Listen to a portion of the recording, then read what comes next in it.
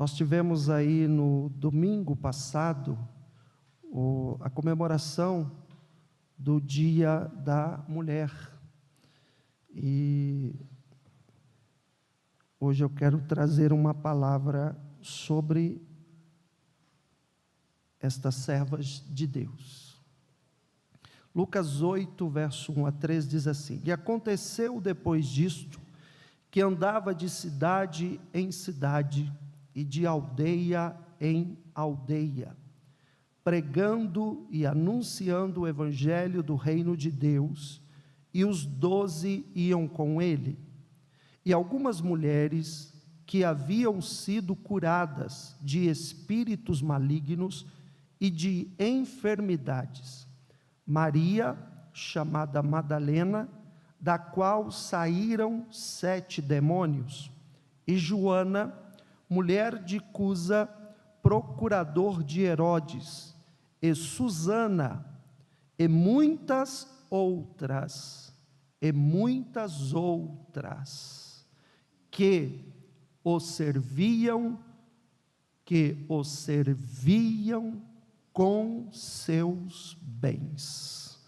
Se assente com a Bíblia aberta, por favor. Você não é proibido de dar glória a Deus aqui neste ambiente.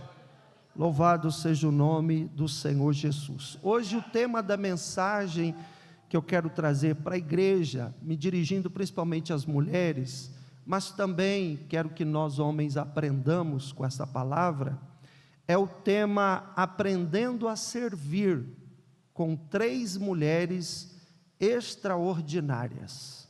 Aprendendo a servir com 3 mulheres extraordinárias.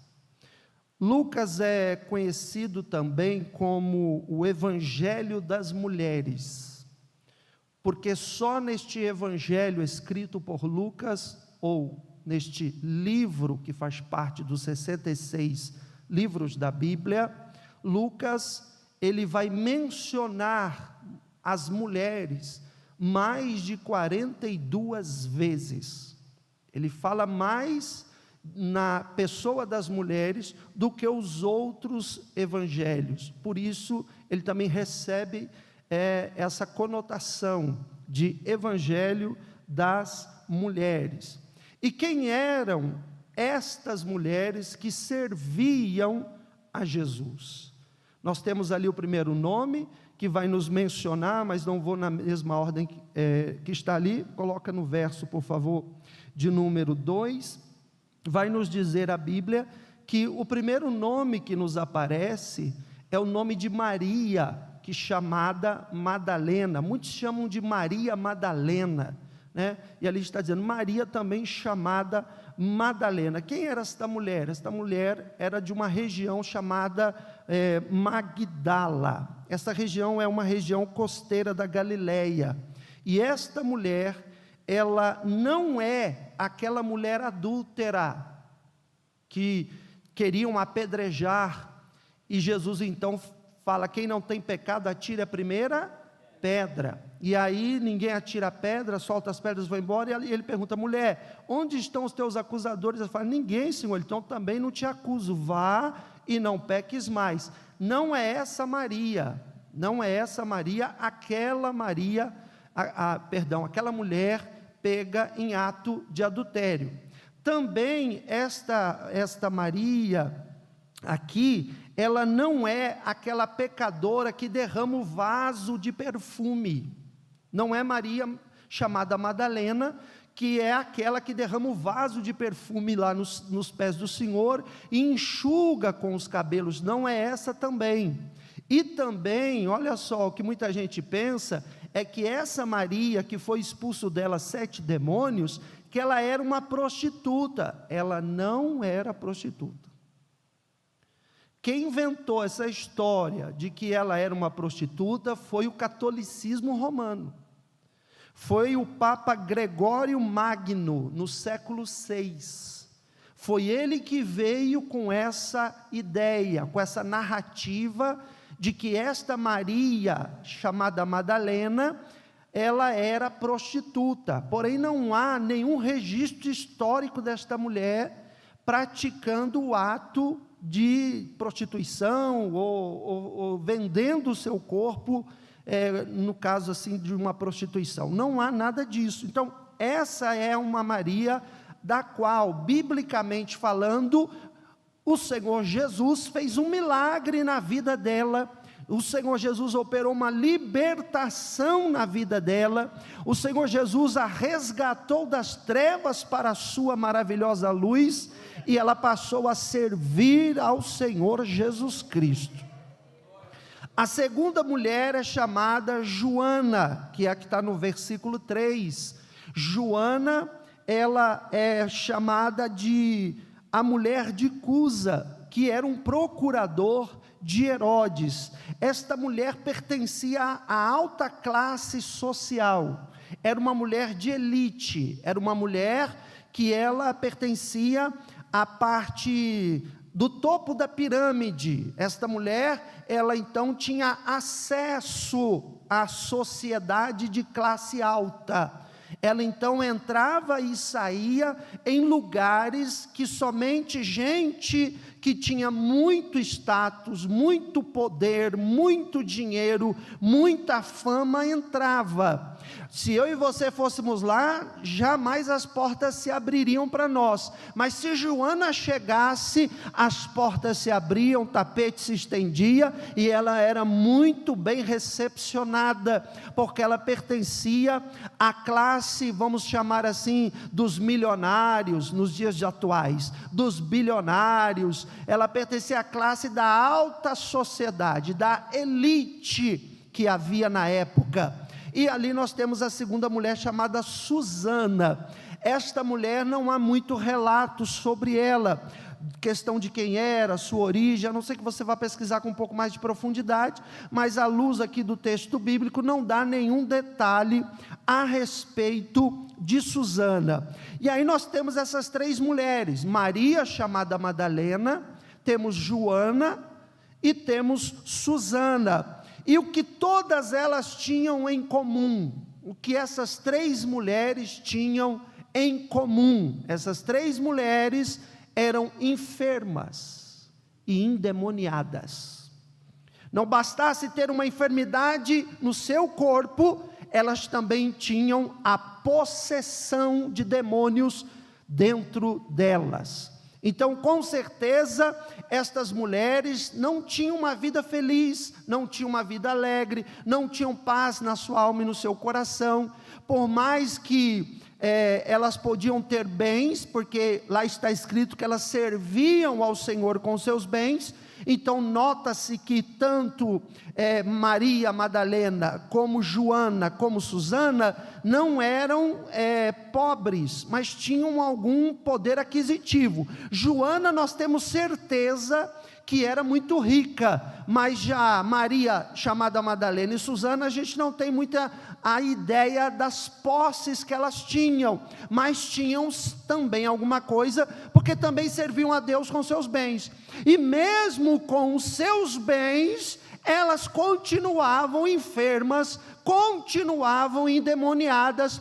Por quê, irmão? Porque tem coisa que o dinheiro não vai resolver, tem coisa que o status não vai resolver, tem coisas que a fama não vai resolver, tem coisas que os aplausos da sociedade, o tapete estendido e o glamour do que vier não vai resolver. Tem coisa que é só Jesus que vai resolver, meu irmão. Tem coisa que é só Jesus que vai arrumar, é só Jesus que vai consertar, é só Jesus que vai libertar, é só Jesus que vai curar, meu irmão. Você pode dizer glória a Deus?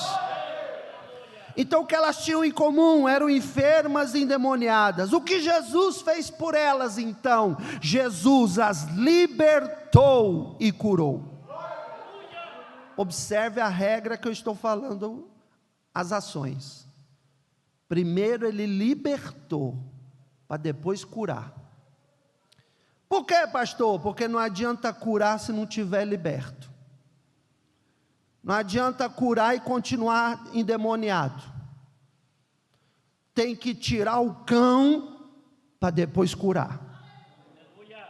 tem que tirar a influência maligna, tem que tirar a possessão demoníaca, no caso delas, porque elas não eram crentes antes. Eu não estou falando dos irmãos e das irmãs, eu estou falando de quando elas não eram crentes. Então, os demônios atuavam ali com plena liberdade na vida dessas mulheres, porque elas não conheciam a Jesus Cristo.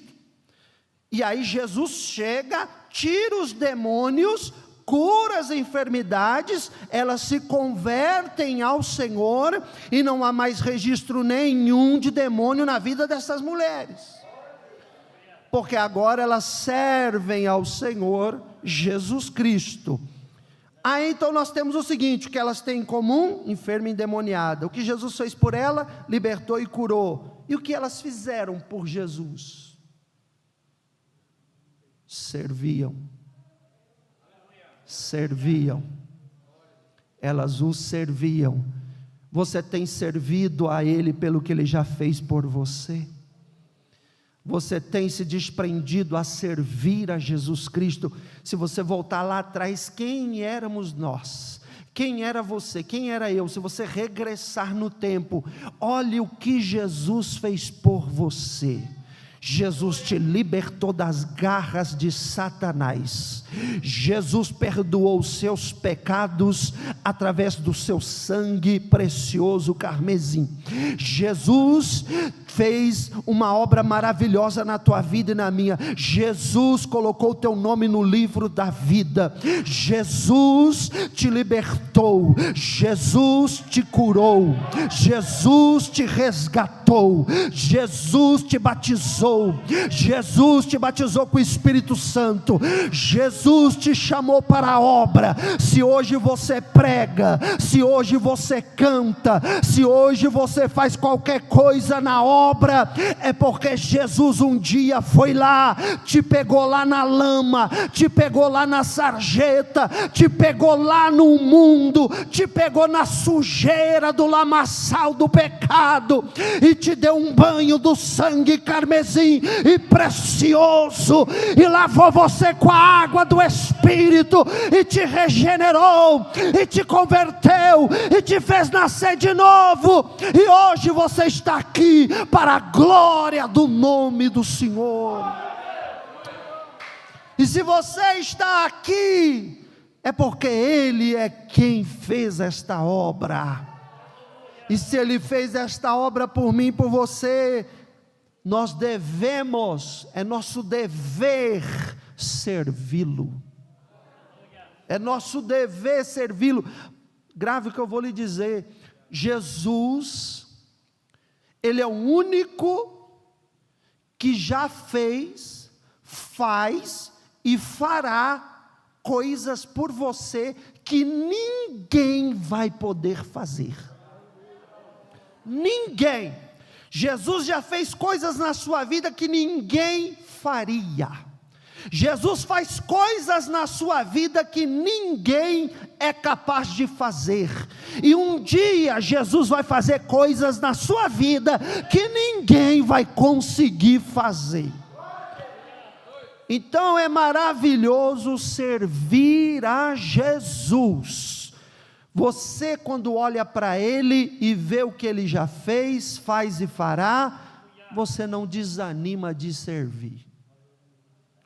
Quando alguém fica, eu estou desanimado de servir, eu estou desanimada, é porque você esqueceu, a memória está muito curtinha, é porque você esqueceu o que Ele já fez por você, é porque você esqueceu o que Ele está fazendo por você, é porque você esqueceu o que Ele ainda vai fazer por você.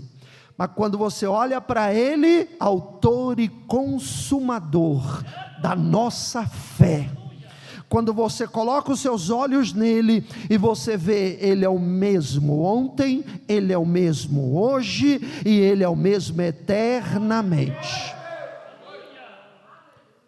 Então, meus irmãos, o que é que nós podemos aprender com estas mulheres extraordinárias, que foram chamadas para servir?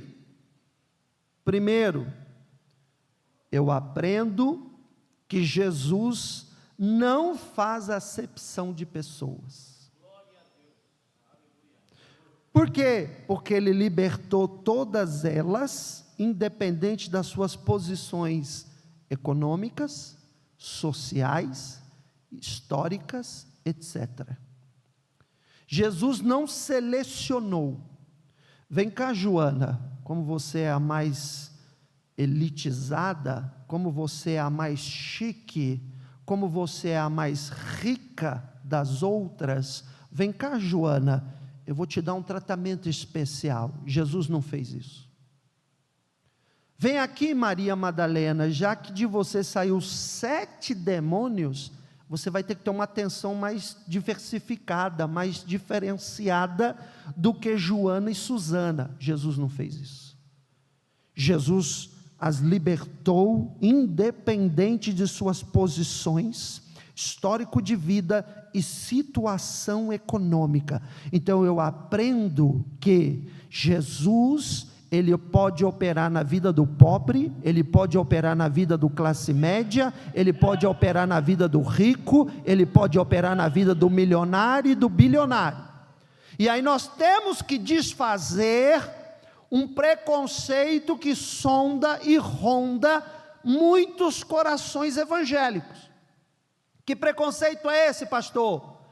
De que quando nós somos pessoas cujas raízes familiares é que nossos pais e avós não tinham muitos recursos na vida, e nós somos de origem humilde, familiarmente falando, nós temos uma tendência em querer ter um preconceito com quem vem de família rica, com quem é pessoa de posse, com quem mora em bairro nobre, com quem mora em mansão, em condomínio, e a gente parece que cria uma espécie de evangelho da classe social, um evangelho que só é para aquele que mora na comunidade, um evangelho que só é para aquele que mora nos lugares difíceis, um evangelho que só quer alcançar bairros pobres, mas a classe média e o rico eu não vou ganhar para Jesus. Isso é muito perigoso, isso está errado, porque Jesus salvou, libertou e curou Joana, que era rica. Então nós temos que olhar para as pessoas, não pelo que elas têm, mas pela alma delas, que necessita de Jesus Cristo, como único e suficiente Salvador. Ah, mas pastor, Jesus falou que é mais fácil o camelo passar pelo buraco lá da agulha, do que o rico entrar no reino do céu, não é isso? Irmão, pode ter falado da questão da dificuldade por causa do coração do rico, mas isso não isenta da responsabilidade, não isenta do nosso amor pela alma de um rico, de um bilionário, para que ele aceite Jesus. Aí nós temos a outra máxima, que é perigosa. Qual que é? Quem convive com igreja de elite, quem está em igreja de gente rica, quem congrega em grandes templos, que só é frequentado por pessoas da alta classe da sociedade, não quer aceitar lá na igreja o pobrezinho, não quer aceitar congregando lá o de classe média, não quer dar a paz do Senhor e tratar com amor e carinho na igualdade, se por exemplo entrar naquela igreja alguém que mora numa comunidade, alguém que mora no bairro pobre, está errado também. Está errado também. Por quê? Porque Jesus é da igreja dos ricos, mas a igreja dos ricos tem que estar aberta para o pobre, tem que estar aberta para a classe média, tem que estar aberta para todo mundo. Ela não pode selecionar, ela tem que estar aberta para que todos recebam a salvação na pessoa do Senhor Jesus. Então esse é o correto. Jesus não fez acepção de pessoas, nós não podemos fazer acepção, nós temos que fazer o exemplo de Jesus. Segunda coisa que eu aprendo, Jesus aceitou ser servido por todas elas. Jesus não ficou assim: ô Madalena, você tinha muito capeta, você tinha muito demônio, você não vai poder me servir não, seu caso é muito esquisito, fica para lá. Joana, você é mais rica, você sim pode me servir, vem cá, acompanha aqui a caravana missionária. Não, senhor, Jesus aceitou ser servido por todas elas. E a Bíblia ainda diz que destaca essas 3, mas lá o plural, muitas outras também serviam a Jesus, e serviam os apóstolos. Então a segunda coisa que eu aprendo, é que elas o serviam, e ele aceitava. O que isso quer dizer, irmãos? Que sempre há oportunidade para quem quer servir, sempre haverá oportunidade para quem quer servir Jesus Cristo, seja em qualquer área da igreja, sempre haverá oportunidade para quem quer ser servo, para quem quer ser serva, porque Jesus não excluiu nenhuma delas, ele aceitou ser servido por todas elas. Terceira coisa que nós aprendemos aqui, é que Jesus não estabeleceu qual era o tipo do serviço. Não está escrito, e elas vieram, e Jesus disse assim, vocês vão fazer assim, assim, assim, ó, isso aqui não, hein, isso aqui não, agora isso aqui tudo bem. Você não vê Jesus estabelecendo o serviço. O que isso quer nos ensinar? Isso quer nos ensinar que a iniciativa de servir veio delas. Por quê? Porque quando Jesus chama os 12, Jesus vai dizendo para que está chamando cada um deles. Lembra? Pedro, vem, eu vou te fazer pescador de... Então ele falou para que ele estava chamando ele. Então Jesus, quando chama, ele fala para que está chamando. Elas aqui, não é mencionado no texto bíblico qual era o serviço que Jesus queria que elas fizessem. Porém, elas o serviram. Jesus não falou o tipo de serviço, mas está escrito que elas serviram. Então o que isso quer dizer? Quer dizer que, número 1, elas tomaram a iniciativa, elas não ficaram esperando Jesus falar. Quando você vê uma necessidade, você toma iniciativa ou você fica esperando alguém falar? Quando você vê que a obra de Deus está precisando, você toma uma iniciativa ou você fica esperando alguém pedir? Elas não ficavam esperando Jesus pedir, elas não ficaram esperando os apóstolos dizer, elas foram e serviram. Segunda coisa que aprendemos aqui, é que elas não escolheram o serviço. Jesus não falou o tipo, e elas também não escolheram, para elas o que valia era servir, Bruno. Na segunda-feira passada, a missionária Ruth ministrando aqui o curso, de pregadora para pregadora, uma bênção, isso aqui está lotado, glória a Deus por isso. E aí o que aconteceu? Começou a chover, eu fui lá para fora, fui lá para a rua, estava o diácono Bruno lá, o irmão diácono Josival ainda estava para chegar, que ele estava resolvendo uma situação, então foi chegando muito carro, e eu vi que o diácono Bruno não ia dar conta. Irmão, hoje eu estou aqui, sou pastor, mas todo pastor é diácono, eu não deixei de ser diácono, eu continuo sendo um diácono. O diácono é aquele que serve.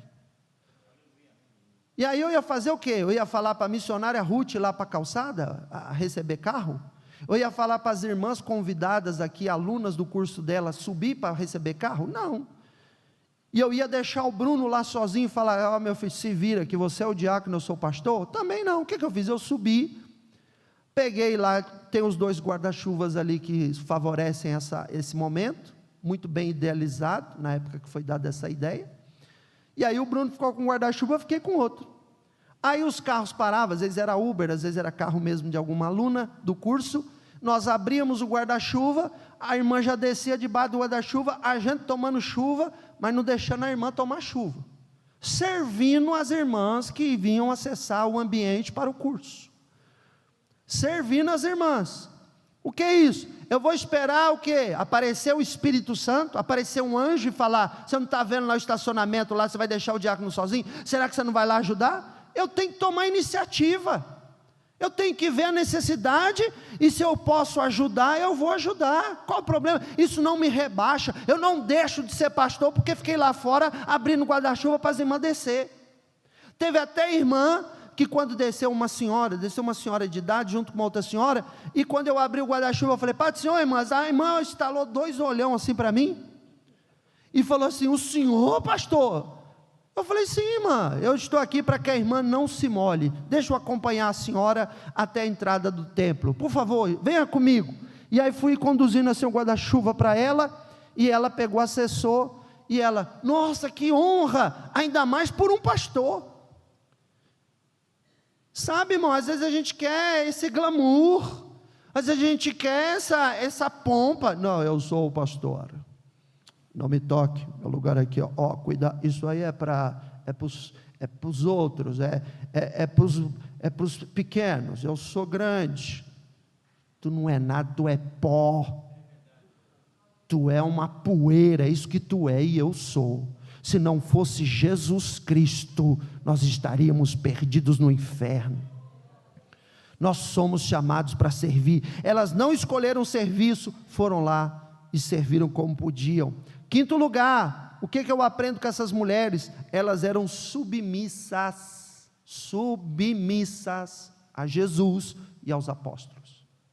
Você não encontra um texto de que elas desobedeceram Jesus ou desobedeceram os apóstolos. Você não acha um texto dessas mulheres desobedecendo Jesus Cristo ou desobedecendo os obreiros que Jesus constituiu, que eram os apóstolos. Trazendo para os dias de hoje, seriam os pastores. Você não vê nenhum ato de desobediência. Elas eram submissas. Sexto, elas davam prioridade a Jesus em tudo. Elas davam o quê? Prioridade a Jesus Cristo em tudo. Verso 1, por favor. O verso 1 vai dizer, você pode até olhar aí na sua Bíblia ou no telão, Lucas 8:1. Aconteceu que depois disto, andava de cidade em cidade, aldeia em aldeia, pregando e anunciando o evangelho, e os 12 iam com ele. O que isso está nos mostrando aqui? Que o verso 1 diz cidade em cidade, aldeia em aldeia. Verso 2: e algumas mulheres que haviam sido curadas de espíritos malignos, de enfermidades, aí vai dizer o nome, e o verso 3 vai completar dizendo que elas serviam a ele. O que isso aqui está mostrando para nós? Isso aqui está mostrando para nós que elas priorizavam Jesus em tudo, a ponto de, onde Jesus vai, eu vou. Jesus vai para a cidade, eu vou para a cidade com Jesus. Jesus vai para a aldeia, eu vou sair da cidade, vou lá para a aldeia, mas não largo de Jesus. Elas tinham Jesus como prioridade. Sétimo, elas não escolhiam lugar, tanto cidade como aldeia, o importante era estar com Jesus Cristo. Oitavo, elas iam com a missão de Jesus e não com a sua própria missão. Elas iam com a missão de Jesus, ou seja, Jesus, o senhor tem o que para fazer ali? Eu vou lá para cumprir a sua missão, Jesus, e não a minha missão. Hoje a gente está vivendo uma coisa meio estranha. As pessoas hoje querem o seguinte: eu vou elaborar o meu plano, eu vou elaborar a minha missão, e eu quero que Jesus assine embaixo. Eu vou elaborar o meu projeto, e eu quero que Deus assine abençoando. Só que elas estão nos mostrando que elas não faziam nada por si mesmas. Era o que estava acontecendo ali, diz a Bíblia, e iam de cidade em cidade, aldeia em aldeia, pregando o evangelho do reino. Qual é a missão, Jesus? A missão é ir pregar o evangelho do reino. Então eu, Joana, eu, Maria, chamada Madalena, eu, Susana e as outras, vamos dar suporte e vamos fazer de tudo para que a missão de Jesus Cristo seja executada, e não a missão delas próprias. E aí vem a pergunta: hoje você faz as coisas por missão própria, ou você faz para cumprir a missão de Jesus? 9, penúltimo, depois o 10 termina. Elas não queriam aparecer. porque você vê que elas apoiavam Jesus e os apóstolos. Elas não estavam querendo ali um destaque para elas. Elas queriam apoiar a missão. Elas queriam servir da melhor forma possível. Então, elas não procuravam Jesus com o propósito de aparecer. Elas procuravam Jesus para que Jesus aparecesse. Elas apoiavam a missão para que Jesus brilhasse, para que Jesus acessasse cidades, para que Jesus acessasse aldeias, para que Jesus acessasse multidões, para que Jesus pregasse o evangelho, curasse os enfermos, libertasse os endemoniados, salvasse almas. Observe, elas apoiavam para que Jesus avançasse, elas apoiavam para que Jesus aparecesse, elas apoiavam para que os holofotes estivessem totalmente voltados para a pessoa do Senhor Jesus Cristo. E isso nos faz refletir. O que nós fazemos hoje no reino de Deus é para que os holofotes sejam direcionados para Jesus ou para outra coisa? Fica para nós refletirmos. E 10º e último lugar, o que eu aprendo aqui? Que o servir delas era tão lindo, era tão bem feito, que chamou a atenção de todos, inclusive de Deus. Por quê, pastor? Porque Deus, através do Espírito Santo, chegou em Lucas e falou: pega a pena, agora escreve aí no capítulo 8, registra aí na Bíblia Sagrada, Lucas. Registrar o que, Espírito Santo? Registra o nome de 3 mulheres extraordinárias, que estiveram ao lado do meu filho, quando ele estava aí na terra, e que continuam servindo a ele, e que agora estão me servindo, com certeza elas estavam na igreja primitiva. Registra aí o nome delas. Olha o que a Bíblia diz: muitas outras. Ou seja, cadê o nome das outras? Não aparece.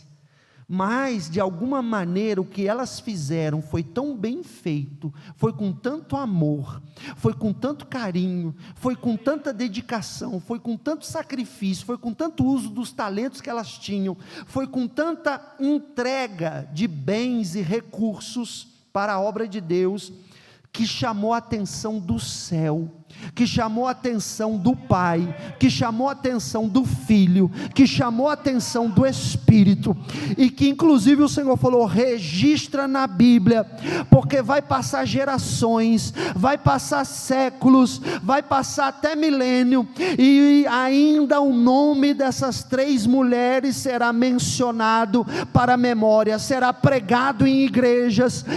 O Senhor olhou lá no futuro, e Ele viu 2026, Ele viu o culto de quarta-feira da vitória, aqui na DISASP, e Ele falou: um dia, 2000 e tantos anos depois, haverá alguém abrindo a Bíblia, abrindo a minha maravilhosa e poderosa palavra, e mencionando: havia 3 mulheres extraordinárias, que serviam a Jesus, e elas são um exemplo para as mulheres dos dias de hoje, e para os homens também. Estas mulheres eram Maria Madalena, era Joana, era Susana. Escreve, Lucas, porque tem que ficar registrado. Irmão, uma coisa é falar o seguinte, né? Está aqui o livro da missionária Ruth, um livro maravilhoso, espetacular, e ela pegar e mencionar aqui: eu quero louvar a Deus pela vida da Ambrosina, eu quero, é um exemplo, tá? Não tem Ambrosina aqui no livro não. Eu quero louvar a Deus pela vida da fulaninha e da ciclana. Vai ficar nesse livro da missionária, glória a Deus, aleluia, mas daqui a uns anos, ninguém vai lembrar mais desse livro, porque é um livro. Agora isso aqui, meu irmão, isso aqui chama-se Palavra de Deus. Isso aqui é a Bíblia Sagrada. Aí você já pensou, você servir a Jesus de uma maneira que chama tanto a atenção, que Deus fez questão de colocar seu nome aqui. Aí eu te digo uma coisa, pastor, a Bíblia fechou, o cânon fechou, da revelação, mas o Espírito Santo está falando aqui para as mulheres nessa noite, coloca seu nome aqui,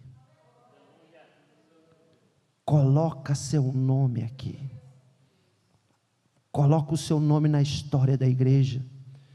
Nós temos o exemplo de uma santa mulher de Deus, que é a Frida Vingre, que mesmo muitos anos depois de sua morte, mesmo muito depois, a história dela ainda fala e grita aos ouvidos, no meio pentecostal principalmente, de uma mulher que se sacrificou, de uma mulher que ao enterrar o seu filho morto como indigente, porque o padre da cidade e as autoridades da época não deixaram ela enterrar num cemitério normal, porque ela era crente, porque ela era evangélica, e ela teve que enterrar num cemitério clandestino, e após enterrar, inclusive que morreu por erro médico, porque não quiseram atender adequadamente o filho dela, e após o enterro, ela ainda ter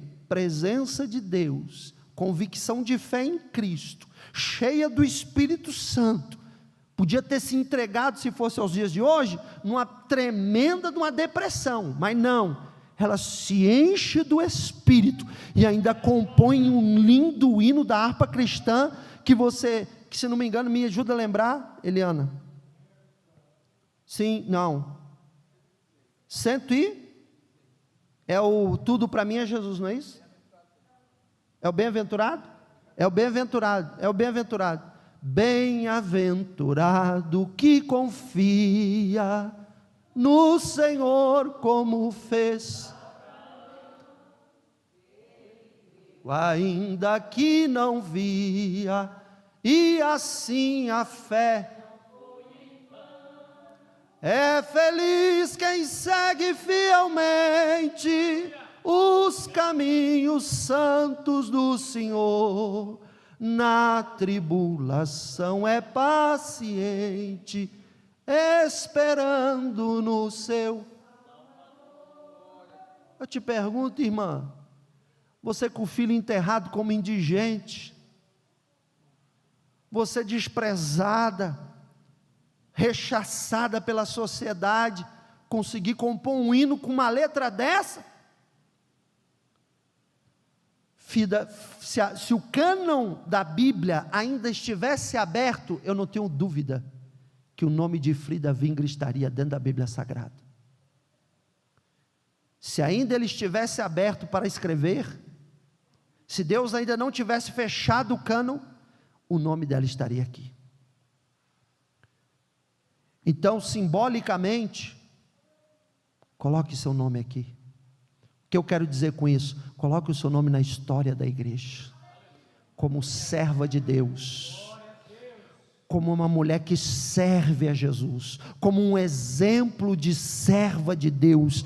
Ah, pastor, mas hoje está tudo ruim, as igrejas estão assim, hoje está não sei o que, a bagaceira está grande, bababá, bibibi, babó, ninguém quer nada com nada, as pessoas não querem mais servir, as pessoas, irmão, se a gente for olhar a lista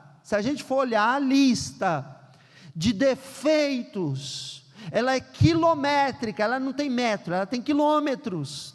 Se a gente for comparar a lista, se nós formos nivelar hoje a vida espiritual, a vida congregacional dos crentes da nossa geração, é quilométrica a lista de problemas, de defeitos e assim por diante. Mas não é aqui que deve estar o nosso olhar, meus irmãos. Não importa se ainda que 99,9999 não quer, seja você aquele 1% que quer, seja você aquele 1% que adora, seja você aquele 1% que serve, seja você aquele 1% que é fiel, meu irmão. Seja o 1% que faz a diferença. Você recebe essa palavra? Diga glória a Deus, diga graças a Deus. Se você recebe, aplauda Jesus. Deus seja